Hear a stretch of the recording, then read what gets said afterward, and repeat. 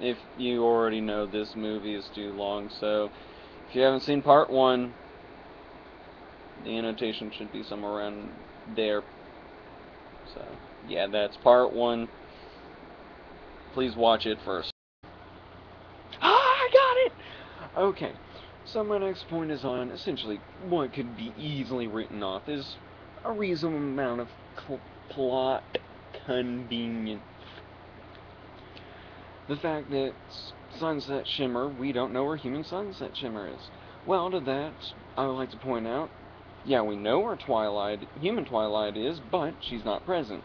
And we've got just about anyone who the fandom cares about going to this school. You got Photo Finish, and I never really got the impression Photo Finish was young. I was under the impression she was older. Now, it could be that she really is the same age as the main 6, but on the other hand, to me, she feels older, so I have no problem believing that, hey, Sunset Shimmer might actually be an old woman or might be really young. That, and also, she could be dead. Admittedly, hey, there was even this picture that, made it sound like Sunset Shimmer killed herself, essentially. But I have no problem believing she's maybe died young. She may have already been dead. She might have aged to death. I mean, come on. Celestia and Luna are over 1,000 years old. And yet there's a Luna and Celestia. Plot convenience. Huzzah! Though I do have to admit, I do hope, because as I understand it, they are going to do a spin-off. I want to say they are. And I hope they do, because I hope they explain, well, I hope they include Twilight in it. I hope they have her coming to school, meeting the other of the main 6.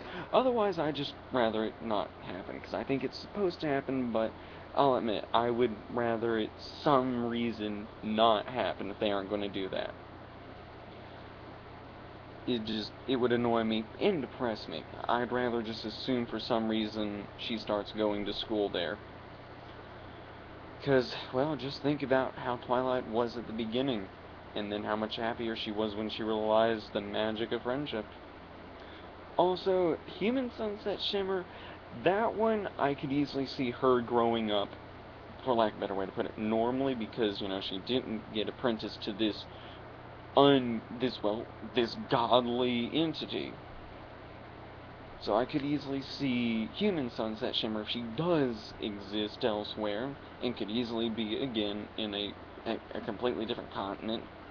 She might have, been able to live a reasonably normal, healthy, happy life, maybe never become the power-obsessed cunt that Pony Shimmer was. Though I will grant it to her, she wasn't a monster. I'd say she was still evil. In fact, yeah, she was evil.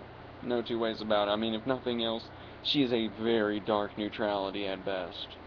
She was just too comfortable with making people suffer. Much in the same reason I would say that Discord was probably evil too. But, oh yeah, that's what I was talking about. So yeah, I have no problem believing Human Sunset Shimmer is just, conveniently somewhere else. And also, I would say chances are everybody has an alternate version, but who says everybody has to? Who knows, maybe Human Sunset Shimmer's mom got killed in a car wreck, and therefore could not have Sunset Shimmer. It's very possible. Heck, there could be unique ponies on the other side, you never know. Well, boobies. Pause for... Alright, on what this movie does to the elements of harmony and how they're supposed to work. Okay, I can accept the idea of going to another universe somehow destabilizes it. Maybe even turns you into a ultra-powerful demoness. I can handle that. But it still doesn't roll. If it were just that, I can handle it. But there is the fact we do completely ignore the other elements of harmony, except at the end, where we're essentially channeling the elements through their alternate universe selves. And off the top of my head, I can't remember if they were wearing their elements at the time. If they were, that makes it a lot better, because we did have the portal, so we did have a connection to Equestria. But I think it'd have been better, if nothing else, if Sunset Shimmer had gone through the trouble of kidnapping all stealing all the elements. And I think it'd probably have been better if she just stole some other artifact, preferably still a crown, so we could have had the whole dance plot thing. That makes reasonable sense. Probably, I mean, kind of like with the Alicorn Amulet. We don't need any prior knowledge of it, just drop it, we'll accept it. This crown could give you power in Equestria, but also maybe gives a unicorn the ability to use magic as a human, or maybe even give magic to anyone who wields it in the same manner as a unicorn. That'd actually be kind of interesting. That, and also, I could even imagine something amusing with Pinkie Pie getting the crown, or maybe Rainbow Dash. That'd be funny. We could have some gags with that. But, yeah, I think that would have been better.